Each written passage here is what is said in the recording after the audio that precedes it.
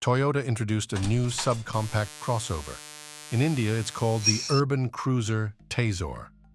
In South Africa, it's called the Starlet Cross, and its name is still to be confirmed for the Latin American market. But wait, it's not so new.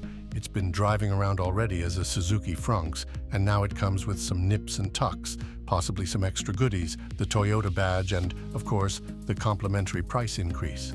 Suzuki and Toyota have managed to create 4 different cars from the HEARTECT platform. It's the Suzuki Baleno, the Toyota Starlet, the Suzuki Fronx, and now the Toyota Taisor. There are, of course, no crash test results available for the Taisor. Maruti Suzuki Crash tested the Fronx, but those results are not available yet, so the next best comparison is the Baleno. If you have watched our video on the Fronx, then you don't have to watch this video. Our conclusions are the same, because the Baleno is a 0-star vehicle. The Fronx, in all probability, is also a 0-star vehicle. We will assume, out of an abundance of caution, that the Taisor is also a 0-star vehicle until the crash test results are available and show otherwise. This relates primarily to passive safety systems like airbags, etc., those things that come into play when the crash is unavoidable. For us, it is simple. When it comes to safety, assume the worst until a regionally relevant new car assessment program, NCAP, shows otherwise.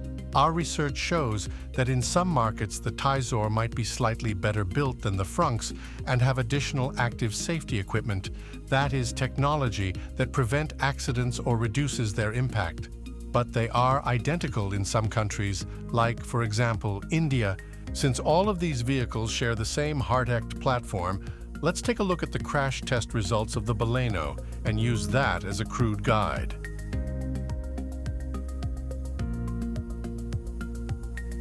So, based on the 2021 Latin NCAP crash test results for the Baleno, we would consider that the Fronx is a 0-star rated vehicle, and for our purposes, those results would also apply to the Taisor. And that should be the end of whether you would consider buying a Taisor now. However, if you still want to buy it in the absence of a specific NCAP test, here are the worst impacts you are likely to experience in a crash. Marginal protection for the knees of the driver and passenger, poor protection from a side impact crash,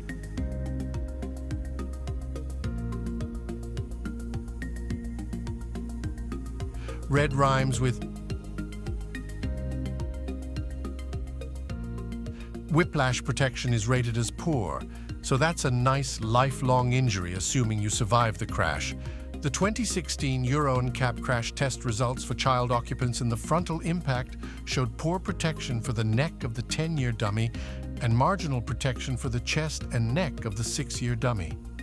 In the lateral impact, the results for the 10-year dummy are even worse, with poor scores for the head and chest, and that's in a test car with curtain airbags. I don't think it likes children, but the adult in the rear seat also scored marginal protection in the full frontal crash, so perhaps it just doesn't like rear passengers. Chest protection for the driver was rated as weak, despite the side and curtain airbags. So if I were keen on buying a Taisor, I would wait until there's an official NCAP crash test rating of it for my region. And if those results are acceptable to me, then I would consider buying one. Buying one in the absence of such a crash test is probably best left to Evel Knievel.